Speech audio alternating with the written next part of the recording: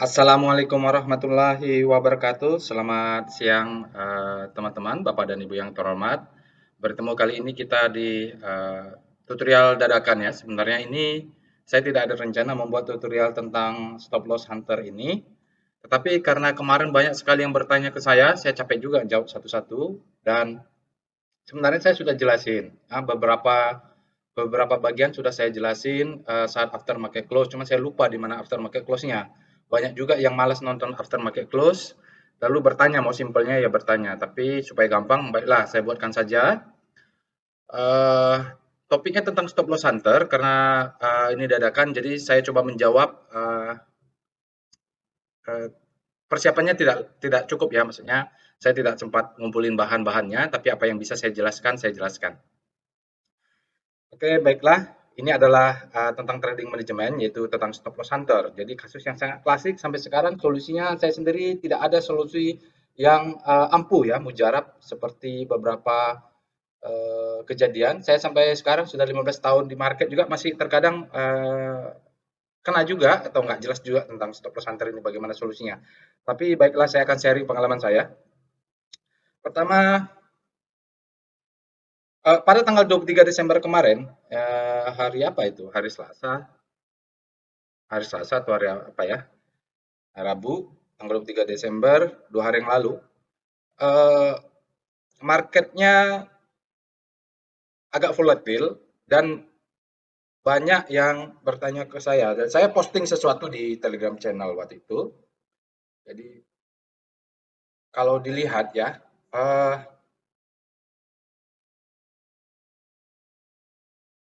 ya kalau dilihat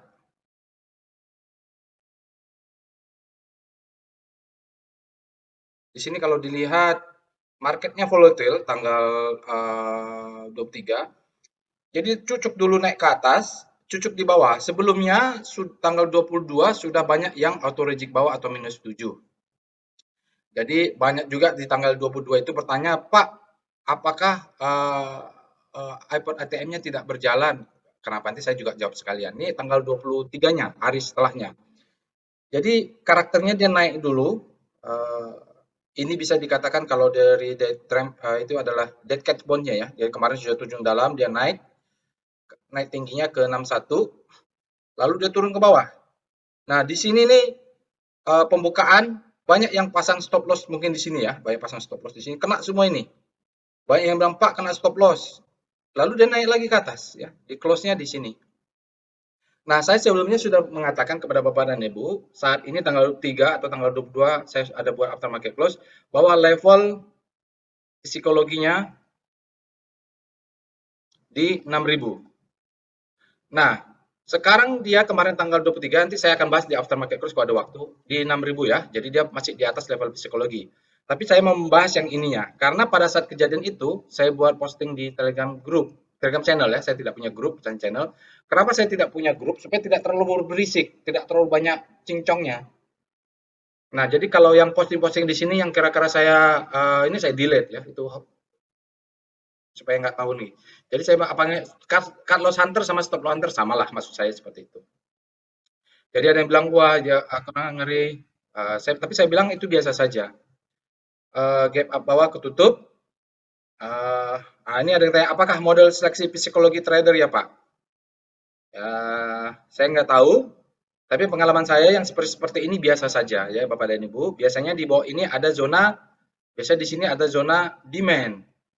Mengapa? Demand inilah yang meribon dia ke atas. Jadi Bapak dan Ibu pakai chart VBP, salah satunya melihat apakah dia ini ada perlawanan dari demand-nya. Biasanya dia nutup gap atau nutup ngambil demand yang belum habis.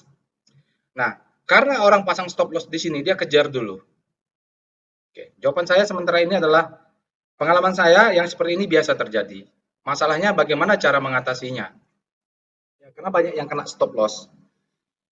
Oke, banyak yang japri-japri saya. Ya, jadi mudah-mudahan saya bisa menjawab dengan ini. Walaupun saya sudah bacakan dari awal bahwa tidak yang baru di pasar saham, nothing new under the sun. Untuk itu saya akan memulai dengan disclaimer dulu ya. Selain di sini sudah saya katakan nothing new under the sun. Seperti ini biasa saja. Tidak ada solusi mujarab karena setiap saham itu karakternya berbeda, market maker-nya berbeda, perilaku supirnya berbeda. Jadi Bapak dan Ibu kalau pegang saham harus backtest ke belakang, lihat karakternya seperti apa. Apakah dia dekat-dekat support, dekat-dekat demand-nya menjadi volatile, dekat-dekat support menjadi volatile, biasanya dia akan membentuk volatile. Ada dua karakter nanti, tapi saya tidak jelaskan di sana karena saya jelaskan di workshop berbeda, waktunya panjang. Ada dua karakter. Kalau dia lagi satu namanya spring ya. Tapi nantilah. Oke. Nah, pertama saya bacakan disclaimer-nya dulu supaya nanti soalnya begini di pasar saham ini, pasar saham Indonesia biasanya itu banyak banyak yang lebih suka ribut daripada lebih suka cari profit. Nah, jadi yang suka kira-kira komentar-komentar yang saya rasa ngapain sih dikomentari, itu saya delete ya. Saya bacakan dulu disclaimer-nya supaya paham apa yang terjadi di market. Pertama tentu tadi saya sudah sampaikan bahwa nothing new under the sun itu sejak pertama market terbentuk sampai sekarang itu tidak ada yang baru. Mengapa saya tidak pernah mengklaim saya sebagai guru atau sebagai founder? Tidak ada ya. Saya tidak ada metode. Metodenya sudah banyak yang sudah ditemukan orang, kita cuma ikut saja. Uh, Pertama, filosofnya adalah trading is simple but not easy. Jadi kalau Bapak dan Ibu mengatakan bahwa mendengar ada yang bilang anak kecil saja bisa trading dengan metode saya menjadi easy, boleh saya katakan itu bahasa marketing atau kazab lah ya, bohong lah. Trading itu susah sekali.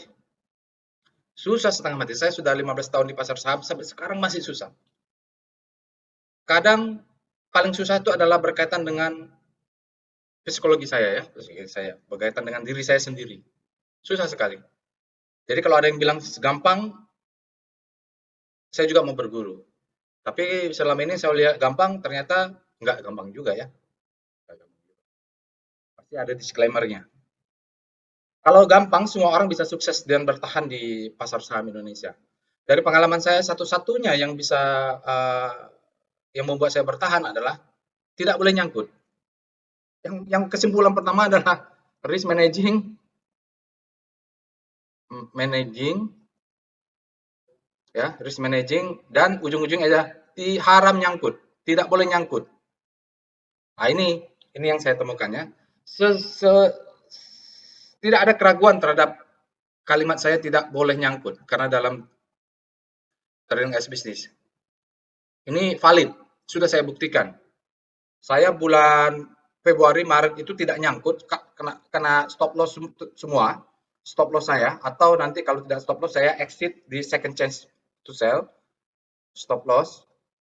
Karena saya 2020 bulan awal Maret itu sudah stop loss kena semua, maka saya tidak ada nyangkut.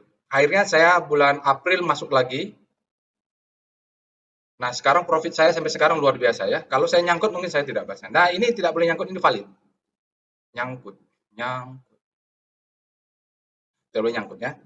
Nah, cuman masalahnya kalau kita pasang stop loss, kadang kita pasang stop loss sudah kena stop loss dia naik. Nah, ini problematika. Makanya Bapak dan Ibu harus karena Bapak dan Ibu harus paham bahwa market itu memang susah. Kita tidak pasang stop loss, kita bisa nyangkut. Kita pasang stop loss kena stop loss hunter. Susah sekali. Kalau ada yang bilang gampang, saya mau berguru juga ya. Setahu saya susah pengalaman saya. Oke.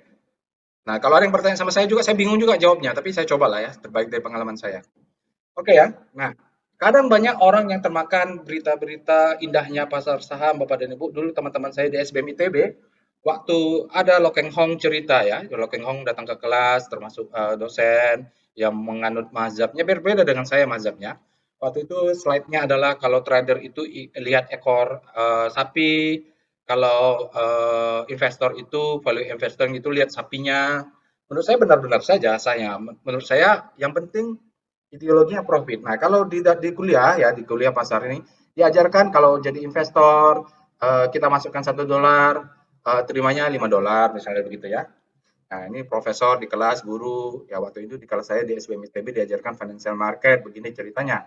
Tapi kalau berdasarkan pengalaman saya, yang terjadi di market itu seperti ini. Apapun faktanya ya, kalau kita tanya ke uh, direktur utama IHSG, apakah seperti ini market? Tentu jawabannya tidak akan segamblang ini ya, tentu akan seindah ini. Karena inilah fakta yang di market. Nah ya, jadi ya beginilah ya ceritanya, lihat sendirilah. Terhadap faktanya adalah hampir zero sum ya, zero sum. Walaupun walaupun faktanya mungkin tidak 100%. Kalau forex market mungkin zero sum ya. Kalau ada A trading, B trading, boleh dikatakan kalau A profit harus ada B yang loss. Itu zero sum. Kalau market pasar saham mungkin tidak terlalu karena di sini ada dividen yang masuk, dan sebagai macam di marketnya lah ya, ada dividen. Kalau perusahaan yang tumbuh sehat, grow, maka dia akan memberikan dividen, maka yang pegang akan profit itu. Tapi kadang juga dia hampir zero sum, ya jadi kalau yang ini loss, maka yang ini profit. Tidak seindah, pokoknya dari pengalaman saya, tidak seindah yang diceritakan di guru, uh, dosen. Mengapa saya tidak terlalu suka misalnya waktu di SBM ITB mengundang Lo Keng Hong. Nah, saya kagum dengan Lo Keng Hong, faktanya duitnya banyak, itu tidak bisa dimungkiri. Tapi masalahnya dalam trading itu tidak mungkin, dalam pasar saham itu tidak mungkin 100% selalu profit. Selalu ada amsyongnya ya. Kadang kena, kadang kita salah, kadang marketnya yang tidak cocok. Nah, waktu Lo Keng Hong datang ke kelas, ngajar ke SBM ITB, gabungan dulu. Dia cerita indahnya saja ya. Dia cerita indahnya saja. Termuluk-muluk sampai saya sangat miris, ada seorang ibu-ibu mengatakan dia akan berhenti bekerja. Dia sangat percaya dengan kondisi market. Nah, itu kan risikonya gede sekali bahwa orang terngiang-ngiang dengan return yang diceritakan, mimpi-mimpi indah yang diceritakan oleh guru saham, guru investor lah. Tapi risknya ini tidak diceritakan ya. Permainan-permainannya tidak diceritakan. Jadi itu yang membuat saya miris. Nah, untuk itu Bapak dan Ibu harus memahami dulu bahwa trading itu simpel sekali. Klik buy maka kita akan punya, selagi kapital kita cukup, duit kita cukup, maka kita bisa beli. Klik sell maka dia akan jual kalau bidnya ada, kalau likuiditasnya terjaga ada.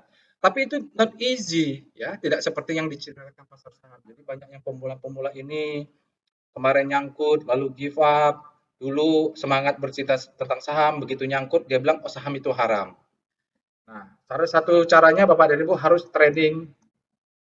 Kalau mau jadi trading ya, as a business. Ini adalah mindset. Baik, jadi itu dulu rule-nya. Berikutnya, masuk ke technical rule-nya. Pertama, Bapak dan Ibu harus paham bahwa no free lunch in stock market. Untuk itu dulu saya sempat juga terkemakan pom-pom, termakan apalah semacam macam cerita-cerita stok free gratis, terus beli di sini kan stop loss ini. Ternyata tidak semudah itu. Begitu saya beli, nyangkut, begitu saya tanya, ini sekarang saya nyangkut, yang kasih rekomendasi free nggak jawab, kabur. Jadi saya sebagai pemula gamang ya, saya jadi pemula gamang. Jadi di pasar saham itu tidak ada no free lunch ya, tidak ada yang gratisan. Tidak ada yang gratisan. Makanya Bapak dan Ibu kalau trading as bisnis, Bapak dan Ibu harus memenuhi syarat-syarat trading as a bisnis. Contohnya harus punya capital, harus punya modal, harus punya sistem, semuanya harus ada ya. Karena tidak ada yang gratis. Kenapa? Karena dia market financial market itu highly competitive. Semua orang ingin profit di pasar saham, tapi tidak semua orang ingin bisa profit. Hanya 1-2% saja yang bisa profit. Kalau profit, Bapak dan Ibu, itu gampang. Yang kalau cuma profit, yang susah itu adalah profit secara konsisten. Ya. Jadi kalau Bapak dan Ibu bertanya bagaimana saham ini, itu saja sudah salah. Tidak boleh kita bertanya ke orang. Bapak Ibu harus lakukan analisa sendiri, karena uang sendiri. Ya, uh, kalau saya menganalisa itu cocok untuk diri saya, style profit saya. Dan tidak ada free ya. Kalau analis, mereka cari duitnya memang dari analisa. Mereka mungkin tidak trading. Kalau trader, cari duitnya dari uh, buy and sell. Itu alasannya mengapa begitu market bullish saya jarang sekali membuat aftermarket close karena saya fokus trading cari duit. Nggak ada urusan saya dengan yang lain. Karena fokus saya adalah tapi kalau analis saham mungkin dia cari duitnya dari jual-jual analisis. Mungkin ya. Nah, mengapa tidak ada freelance? Karena highly competitive. Kenapa? Karena ideologi market itu profit. Karena kita tidak ada Pancasila, ideologinya itu tidak ada sila kelima ya. Sila kelima Pancasila tidak ada. Tidak ada. Keadilan sosial bagi seluruh rakyat Indonesia yang membeli saham di pasar saham ya itu tidak ada. Ideologi adalah kapitalis, capital market. Namanya capital market. Di sini adalah kapitalis, para kapitalis. Jadi tidak ada keadilan sosial. Itu perlu dipahami. Nah, karena tidak ada kapitalis, yang punya kapital besar dia yang menguasai. Kalau bapak dan ibu kapitalnya kecil ya cuman cuman sejuta, 2 juta, 10 juta, 20 juta ya ngikut aja, jangan coba-coba mengalahkan market. Itu yang perlu dipahami ya. Highly competitive. Nah, lalu jika ada yang kasih free, jika any free lunch is quickly eaten, apapun yang free di market akan segera hilang. Ya, tidak ada yang free. Jadi saya sangat miris kalau ada yang bertanya, minta-minta rekomendasi. Kenapa tidak lakukan sendiri? Kalau salah itu wajar, tinggal belajar lagi, cari guru, cari orang yang dianggap bisa jadi guru, cari ikut workshopnya, baca buku. Karena ini adalah trading as a business, harus sebagai sebuah profesi. Tidak gampang, oke? Okay? Jadi nggak boleh mengeluh nanti kalau kena stop loss. Nah, most of time market itu bergerak secara random. Namanya ada teori random walking random walk ya. Lupa saya. Random walk ada. Ya, jadi siapa yang coba mendebak-debak topnya di mana, mendebak-debak stop lossnya di mana, biasanya fail. Dia mungkin sekali dua kali berhasil jual di ujung ya, mungkin bisa. Tapi rata-rata tidak bisa. Karena market bergerak random. Kita berharap bahwa oh ini ada resisten, kita jual di sini. Ini ada resisten. Oh, nanti jual. Ternyata setelah kita jual, dia naik lagi ke atas. Aduh, kita panik loh. Karena random gitu ya. Random. Nah, most of time tapi ya.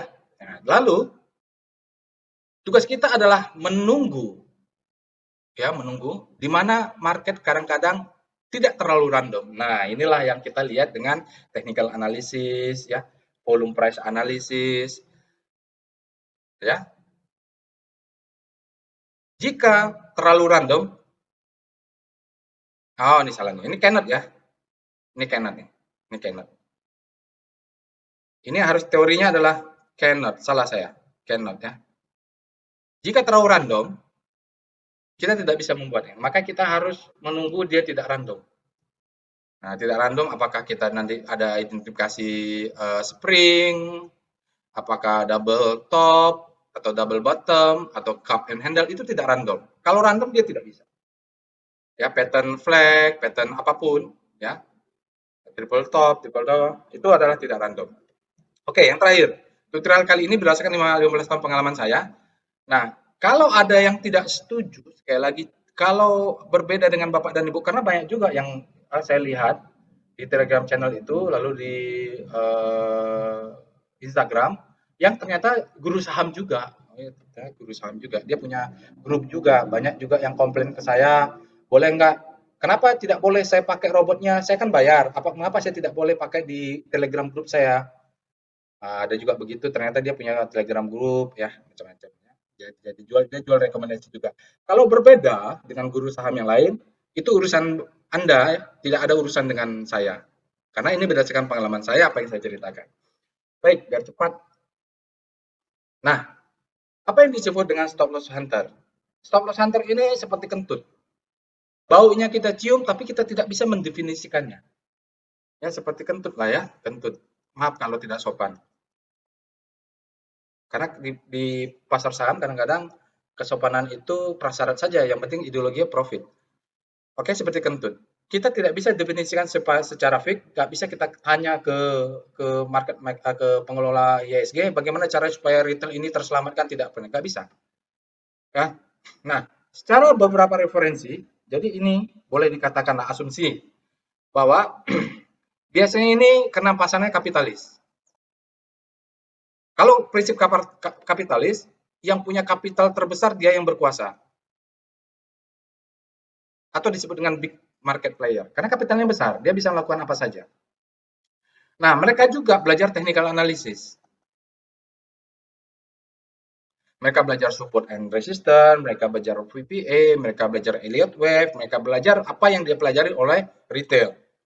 Nah, biasanya di dalam textbook bahwa kalau ada beberapa low, ya, satu, dua, maka itu dikatakan sebagai support level. Retail pahamnya itu. Bandar apa big market juga paham seperti itu. Mereka juga tahu. Nah, mereka juga tahu bahwa teori bahwa pasanglah 2 tik, 3 tik di bawah support. Karena mereka tahu dan mereka punya kapital yang sangat besar, misalnya, mereka tahu bagaimana caranya mereka mau profit, ya. Jadi mereka saat dia tahu kemungkinan probabilitasnya bahwa retail akan pasang stop loss di sini karena satu kali, dua kali, oh ini support yang kuat. Maka mereka akan hantam dulu ke bawah. Jadi sudah turun satu kali, naik sedikit, turun, naik. Jadi karakternya biasanya begitu. Satu, kelihatan demand-nya masuk. Dua, kelihatannya masuk. Oh, ini pasti kuat. Nah, lalu dipasanglah di sini stop loss oleh retail. Oleh big market, dihantam ke bawah, diambillah semua ini stop loss ini sama mereka. Sama siapapun lah. Mungkin kerjasama, mungkin brokernya beda. Mereka lebih paham daripada saya. Ya, lalu naik. Lalu dihantam sekali lagi, udah kena. Lalu dihantam sekali lagi, baru dia terbang. Tapi di sini sudah jebol dulu, stop loss sudah kena. Begitu naik ini stres kita yang retail-retail. Turun ke bawah, beli ya, tinggal lah gitu, takut naik naik ke atas. Seperti inilah gambarannya Bapak dan Ibu. Memang yang terjadi seperti ini, ya, seperti ini. Lalu nanti ada pertanyaan validnya seperti apa? Saya tidak tahu, karena yang tahu hanya dua, ya, valid atau tidak valid. Yang satu pertama yang tahu itu Tuhan, kedua yang tahu itu ya big marketnya sendiri, ya, big playernya sendiri. Valid atau tidak? Ya tidak tahu saya. Nah, bagaimana cara mengantisipasinya? Susah. Oke, jadi ini berlaku tidak hanya di pasar saham, di forex juga. Tapi untuk pasar saham Indonesia, dari pengalaman saya sudah mati-matian untuk mencari solusinya. Dari dulu saya kena mulu ini, bukan hal yang baru. Nah, kalau kita lihat pasar saham Indonesia, kita lihat saja ya. Jadi begini misalnya. Jadi kalau sebelum-sebelumnya sudah ada candle turun atau mantul, taruhlah ini low-nya, nanti di sini jadi kalau biasanya kita menyebutnya ini adalah support ya, taruhlah di sini sudah ada sekali support. Nah, support ini taruhlah support kuat. Nah, biasanya yang terjadi di IHSG itu dari pengalaman saya, di sini support kuat. Kita taruhlah, oke, ini support line. Jadi support line itu biasanya secara teori kalau kita taruh stop loss, kita akan taruh 2 tik, 3 tik di bawahnya. Inisial stop loss. Tapi begitu kita lihat market buka, ya kita lihat marketnya buka ya. Oke, kita pasang stop loss di sini. Nah, jam 9 market buka di IHSG, dia turun ke bawah, kita kena stop loss lah. Oke, market turun. Kita bilang oke, no problem. Kita sudah disiplin, kita mengikuti aturan plan your trade your plan ya gitu. Jadi kita plan kita stop loss. Begitu turun, kita merasa stop loss hunter, kita belum tahu katakan ini stop loss hunter. Kita sudah disiplin. Terima kasih dengan stop loss kita karena menyelamatkan kita, karena filosofinya kita tidak boleh nyangkut. Tapi dia berjalan banyak kasus dia membentuk seperti cangcut ya, cangcut pattern.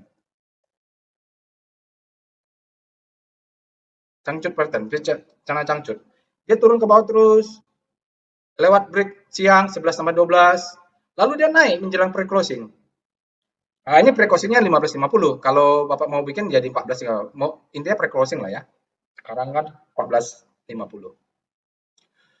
Nah, di sini kalau biar nggak ragu, taruhlah sini 14 ya. Nah, Menjelang pre-closing dia naik lagi dong, melewati stop loss saya. Kadang dia lewat, kadang enggak. Tapi umumnya minimum dia melewati stop loss saya. Lalu berikutnya di pre-closing dia naik dong positif. Nah, ini pattern cangcut. Itu susah sekali, ya, susah sekali. Dari pengalaman saya mencoba, banyak yang bilang mencoba untuk mengakalinya tidak bisa. Tidak bisa 100% valid. Nah, alternatif solusinya, jadi saya pikir solusinya tidak ada yang mujarab, seperti tukang obat, tapi bisa jadi alternatif solution dan ini sudah saya lakukan. Pertama, stop loss yang kita lakukan itu hanya aktif di dekat-dekat market close atau pre-closing. Seperti inilah ya. Maaf. Jadi stop loss kita kalau kita aktifkan mulai jam 9 maka dia akan kena. Tapi kalau kita aktifkan di pre-closing, stop loss di sini dia sudah nggak kena. Ini filosofinya. Ya, jadi dia kalau patternnya cangcut, maka kita nggak kena stop loss, selamat. Ya. Tetapi, itu ya, itu dia alternatif solusinya. Nah, supaya Bapak dan Ibu tidak bingung, silahkan tonton tutorial trading plan yang sudah ada di website. Delconbot. Di sini sudah ada saya jelaskan bagaimana cara membuat tutorial trading plan. Kebetulan saya menggunakan iPod ATM dari Indopremier. Saya tidak berafiliasi. Kalau ada apa-apa jangan tanya ke saya ya. Kalau secara teknis tanya saja ke Indopremiernya. Oke? Nah, tetapi itu juga bukan solusi mujarab obat tukang jual obat kaki lima, tidak ada solusi mujarab. Kadang itu ada risknya juga. Risknya terkadang kita dia tidak naik lagi ke atas. Ya, dia tidak naik ke atas. Sehari seperti tanggal 22 atau tanggal berapa. Nah, dia fire tapi tidak terexecute. Karena alasannya kenapa? Karena bidnya tidak ada. Ketika dia the best bid, dia tidak terjual karena bidnya sudah habis. Biasanya ini terjadi kalau auto reject bawah. Pusing juga kan? Karena memang susah pasar saham. Bohong kalau ada yang bilang gampang, anak kecil aja sudah bisa trading. Susah sekali. Kalau gampang semua sudah profit, tidak ada namanya zero sum game. Ya kan? Faktanya dia turun, tidak naik lagi, tidak membentuk cangcut. Akhirnya kita risknya jadi semakin besar. Itu adalah risk. Dalam berbisnis Bapak dan Ibu, kadang risk ini uh, meleset ya, lebih besar. Tapi kita harus punya antisipasi. Nah, sekarang risk paling besar kalau zaman sekarang lagi corona ini adalah minus 7. Ya, minus 7. Inilah risk terbesarnya ya, risk terbesarnya. Nah, lalu apa yang terjadi kalau ternyata dia tidak membentuk cangcut? Yang bisa kita lakukan, filosofinya seperti apa dulu? Kadang-kadang gini Bapak dan Ibu, dalam berbisnis kita sudah punya risk management. Ya, saya ajarkan di dalam workshop trading as bisnis. Kita sudah punya warung, punya CCTV, pasang security, eh, bikin bikin kafe ya, gedungnya pasang CCTV, sudah pasang security juga. Tiba-tiba dalam berbisnis ada gempa, ambruk, ya. Jadi bisnis kita ada risk lain namanya gempa bumi misalnya atau kena tsunami. Itu juga risk. Nah, itu risk harus sudah kita ukur. Ya, kalau terjadi seperti itu mungkin asuransi atau seperti apa. Tidak bisa dihindari, tidak bisa dihindari. Itu adalah bagian risk yang harus kita telan dalam berbisnis. Sama juga dengan pasar saham. Nah, apa alternatif yang bisa lakukan? Karena ada pertanyaan juga. Dia di Telegram channel, siapa yang bertanya saya lupa, sudah kena risk, sudah kena stop loss, tapi tidak fire. Nah, seperti itu contohnya. Apa yang bisa lakukan? Solusinya ya, tetap alternatif solusi. Manual sell. Saat pre-closing, kalau di auto reject bawah, lihat. Jual manual. Kalau tidak dapat, kalau tidak bisa, besok paginya. With condition. Apa dengan maksud with condition? Lihat dulu regional. Kalau pagi-pagi kita memang sudah punya plan jual, kalau dia naik ke atas sedikit, juallah manual. Contohnya gimana? Contohnya seperti ini. Nah, contohnya seperti ini. Kemarin ini ada banyak yang kena auto reject bawah tanggal 22 kalau nggak salah. Nah, pagi pembukaannya dia naik dulu. Disinilah kita sell manual. Biasanya akan saya jual 50%. Naik, saya akan jual 50%. Kalau turun lagi ke bawah ini, saya akan jual. Ya, jadi kita break ini saya akan jual. Minimal saya jual lebih tinggi dari posisi kemarin. Harusnya kan kemarin closingnya di sini. Saya sell otomatis, tapi nggak kena. Naik ke atas, maka saya akan terselamatkan sedikit. Bagaimana kalau udah langsung terjun? Terpaksa kita tambah risk, terpaksa. Tidak ada rebound ke atas. Tapi biasanya ada namanya rebound seperti ini, mini, mini dead cat bounce. Biasanya ada ya. Kalau terlalu dalam, dia biasanya ada dead cat bounce belum turun.